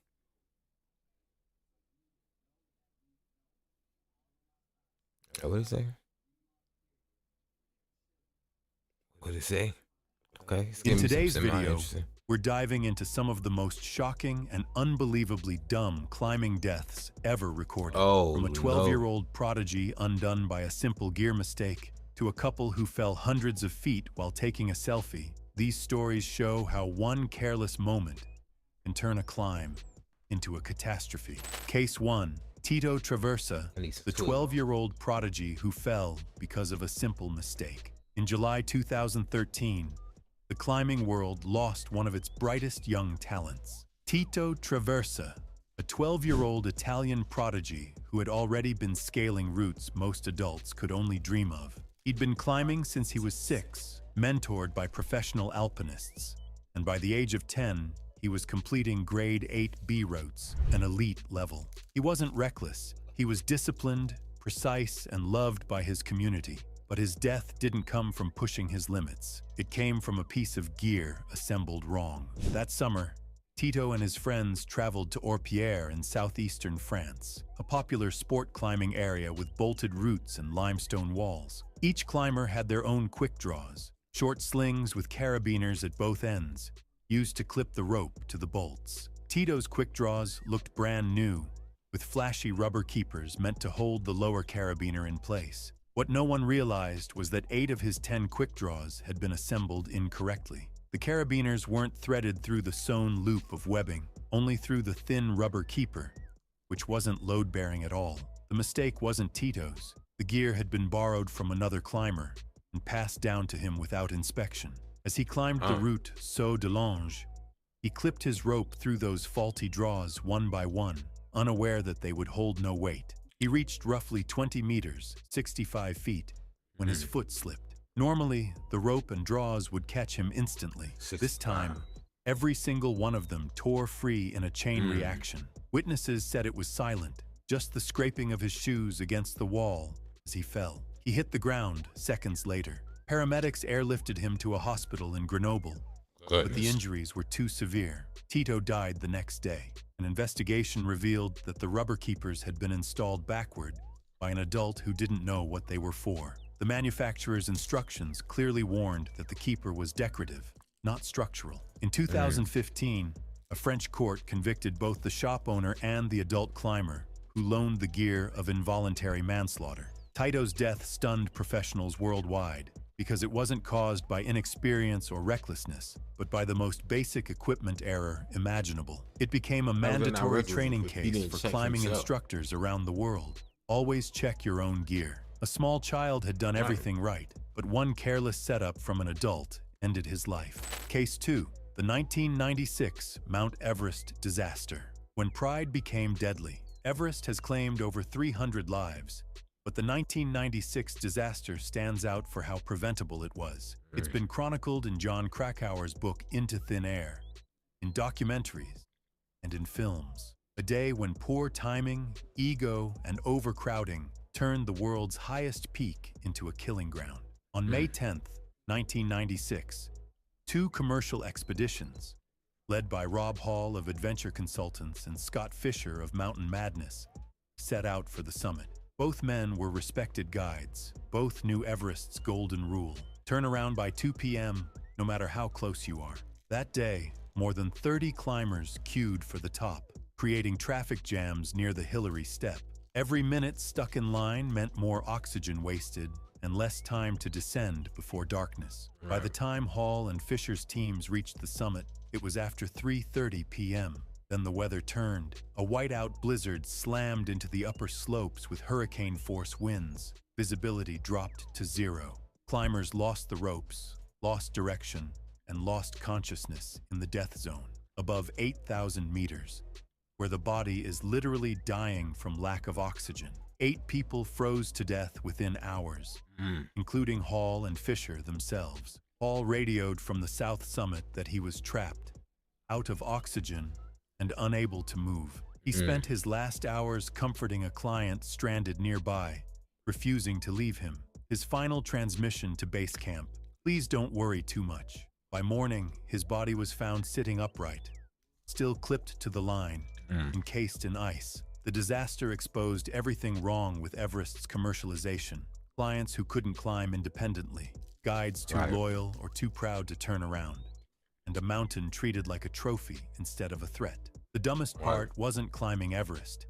It was ignoring every warning sign nature gave them. The 2 p.m. rule existed for a reason, and breaking it killed 8 people in a single night. If you're enjoying the video so far, make sure to subscribe and drop a like. It really helps out a lot. Case 3, the 2008 K2 catastrophe, when the descent became a mass grave. If Everest is the most famous, K2 is the most dangerous. A knife-edge pyramid where 1 in 4 climbers who reach the top never make it back down. But in August 2008, even seasoned mountaineers made choices that turned deadly. On August 1st, 11 expeditions, over 30 climbers, launched their final push for the summit. Conditions looked perfect at dawn, but as with so many mountain disasters, the problems began with crowding and impatience. To ascend the notorious bottleneck couloir, climbers had to cross under a massive overhanging serac, an unstable tower of ice the size of a building. It was suicidal to linger there, yet progress was slow. Only a single fixed rope had been installed, forcing everyone to clip into the same line, one at a time. By early afternoon, most climbers had summited, but now the sun was setting, and the descent turned chaotic. Then, the serac finally broke. A huge chunk of ice ripped free, shearing the fixed ropes and sweeping climbers off the slope. Those above were left stranded in the death zone, with no route down. Radio calls from survivors described bodies dangling from ropes, others wandering aimlessly through the dark, hallucinating from exhaustion. By the time the mountain quieted, 11 people were dead, including climbers from South Korea, France, Serbia, and Ireland. The causes weren't mysterious. Too many people on one line, poor coordination, and no backup safety plan. Expeditions had treated the most dangerous mountain on Earth like a crowded tourist queue. A surviving mountaineer, Marco Confortola, later said, "We all knew the risk, but nobody wanted to wait." It remains one of the deadliest days in K2 history, and a brutal example of how, at extreme altitude, a single impatient choice can doom an entire team. Case 4, the 1967 Mount McKinley disaster. When experience wasn't enough, Mount McKinley, now officially known as Denali, is the highest peak in North America, standing at 20,310 feet. It's a mountain that punishes arrogance, even from those who should know better. In 1967, a group of 7 young climbers from the Joseph Wilcox expedition learned that the hard way. Led by 24-year-old Joe Wilcox, the group consisted mostly of college students and amateur mountaineers who wanted to make a name for themselves. They weren't thrill seekers. They trained, planned, and had solid equipment, but they were also unwilling to turn back, and that stubbornness became fatal. Their goal was to reach the summit via the dangerous Harper Glacier route, one of Denali's least forgiving paths. The mountain's unpredictable weather had already delayed other teams, but Wilcox's crew decided to push ahead anyway. They wanted to prove that determination was enough. By July 13th, the team reached 17,900 feet and set up high camp. The next morning, they started for the summit. That same day, a low-pressure system began moving in from the Bering Sea. Radios crackled with warnings. A massive storm was coming. Wilcox heard the forecast, but pressed on. At around 19,000 feet, the team was engulfed in whiteout conditions. The wind screamed at over 100 miles per hour. Temperatures dropped to minus 70 degrees Fahrenheit, minus 56 degrees Celsius. The last confirmed radio contact came that evening. "We're okay, just cold. We'll start down tomorrow." Tomorrow never came. Rescue teams waited for the weather to break, but the storm lasted 10 days. When helicopters finally reached the area, they found only tattered tents, torn sleeping bags, and bodies half buried in ice. All 7 climbers were dead, frozen in place, some still roped together, others half sitting in snow pits where they tried to ride out the wind. Investigators later determined that the group could have survived if they had turned back just 12 hours earlier. But their desire to summit, to complete the climb no one else dared attempt that week, overpowered reason. It became the deadliest accident in Denali's history. Even decades later, old-timers at base camp still talk about Wilcox's ghosts, a reminder that no amount of planning can overcome bad timing and human pride. Case 5, Aconcagua 2023. When ignoring acclimatization turned deadly at nearly 23,000 feet, Aconcagua in Argentina is the tallest peak in the Americas. It's technically less difficult than Denali or K2, but its altitude makes it deadly for those who underestimate it, especially tourists chasing a quick climb. In January 2023, 2 separate climbers learned that lesson the hard way in back-to-back tragedies that stunned local guides. The first was a 49-year-old Polish climber named Marcin P., described as experienced but in a hurry. He had arrived in Mendoza and immediately started up the mountain, skipping the standard acclimatization schedule, a gradual process where climbers spend days at intermediate camps to let their bodies adapt to thin air. Instead of spending a week ascending slowly, he attempted a 3-day summit push. By the time he reached 6,000 meters, he began showing signs of acute altitude sickness, dizziness, nausea, confusion. Other climbers urged him to descend. He refused, insisting he was fine and just tired. Guides later said he moved erratically and mumbled incoherently as he continued upward. Hours later, just below the summit ridge, he collapsed. Rescuers from the High Mountain Patrol reached him the next morning, but he was already dead, lungs filled with fluid from high-altitude pulmonary edema, HAPE. Barely 2 days later, tragedy struck again. A 40-year-old American woman, Martha L., suffered the same fate: exhaustion, shortness of breath, and disorientation near the Independencia shelter at 6,400 meters. When rescue teams arrived, she was still breathing but unresponsive. She died on the descent. Both deaths occurred in nearly identical conditions: clear skies, no avalanches, no storms. Just a lack of respect for altitude. Local rescuers were blunt in their statement. The mountain did not kill them. Their decisions did. Aconcagua requires no technical climbing gear for the normal route, leading many to believe it's an easy 7,000-meter mountain. But every year, it claims lives from those who treat it like a high-altitude hike. Medical studies show that I do need to know. 5,500 I'm going to the bed. I literally just send the address to the car. Human brain starts swelling from lack of oxygen. Without acclimatization, it's only a matter of time before confusion sets in, and the victim stops break 3 hours in about 2 minutes. So it's why Aconcagua's rescue teams repeat the same warning every season. You don't beat the altitude. You wait for it to accept you. The 2023 season became one of the deadliest in recent memory, not because of weather or avalanche, but because of impatience. The dumbest part? Both climbers had been told exactly what would happen if they rushed it. They simply didn't listen. Case 6, the selfie cliff deaths. When social media meets sheer drops, if there's one modern twist to mountain fatalities, it's this: people risking their lives for a perfect photo. Smartphones have turned cliffs, ledges, and mountain ridges into backdrops, and too many climbers, tourists, and content creators forget that gravity doesn't care about likes. One of the most shocking examples came from Yosemite National Park in October 2018. Travel bloggers Vishnu Viswanath and Meenakshi Murthy, a married couple from India, had built an online following for their stunning, risky selfies at famous heights. Their Instagram tagline even read, "Life is either a daring adventure or nothing at all." The couple posted photos dangling their legs off the Grand Canyon, standing on the edge of skyscrapers, and posing at cliff drop-offs that made viewers dizzy. But their final post, uploaded days before their deaths, carried an eerie caption. A lot of us, including yours truly, are fans of daredevilry. But did you know that winds at these cliffs can be fatal? On October 24th, 2018, hikers at Yosemite's Taft Point spotted something strange below one of the cliffs: 2 bodies. Authorities later confirmed it was the couple. Park officials believed they had been taking photos together when one of them slipped, likely causing both to lose balance and fall more than 800 feet into the valley below. Friends said the pair had a tripod, That's horrible. camera set up near the edge, as they often did when traveling.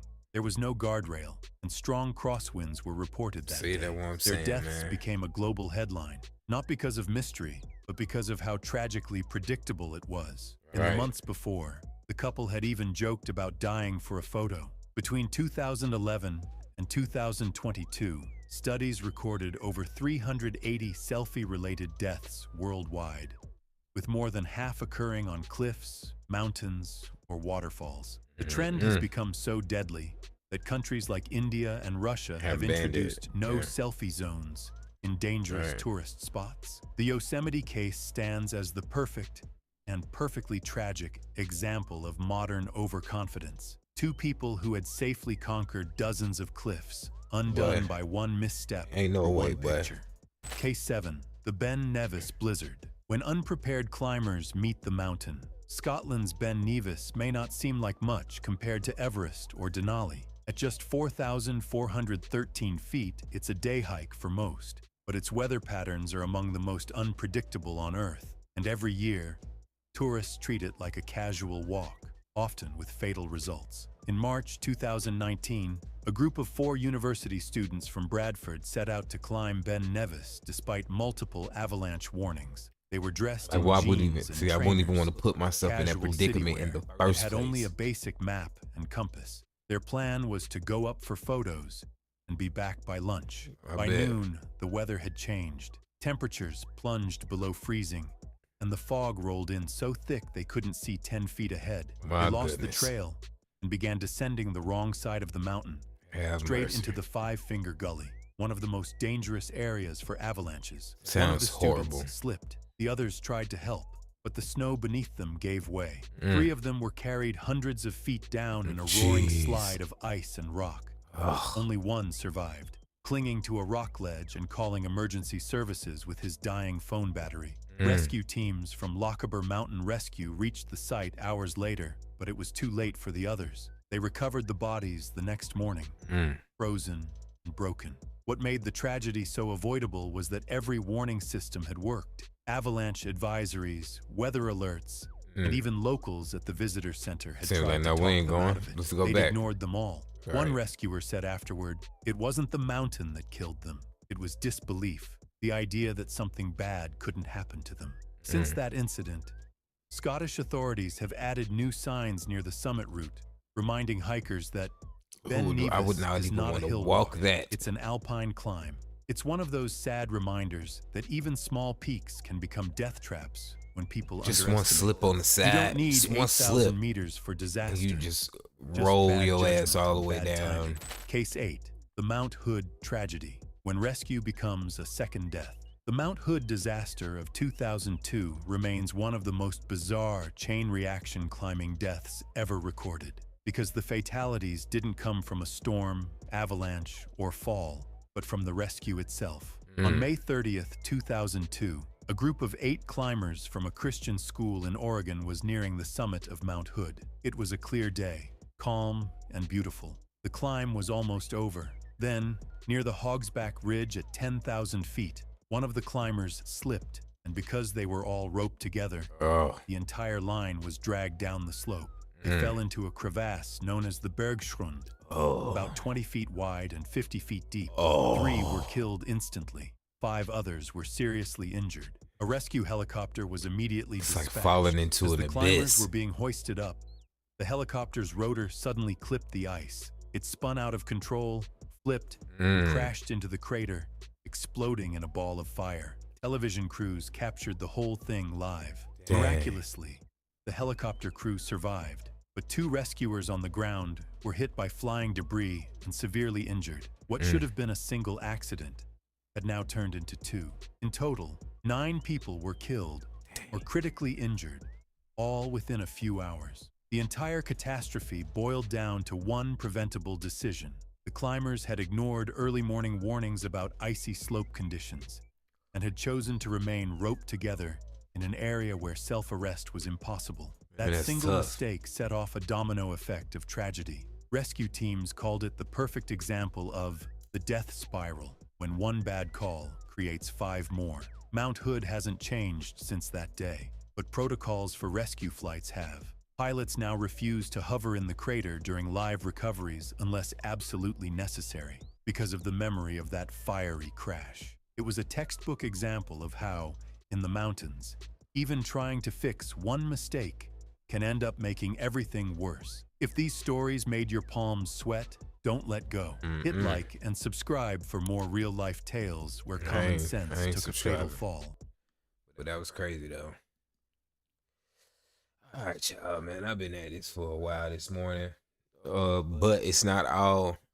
I will continue writing and working on this thing, and I will be spitting it later. Y'all already heard me now, so we passed the slump. I think we get past a little being the vocal inside of the house slump, at least as far when it comes to rapping. Now, I might be a little bit more nervous if I got to find myself singing. Got to figure out my voice on that, but you know, I appreciate y'all for rocking with me, though. I'm a little bit, I need a little break. I need a little Chuck break, you know what I mean? And I'll catch y'all a little bit later.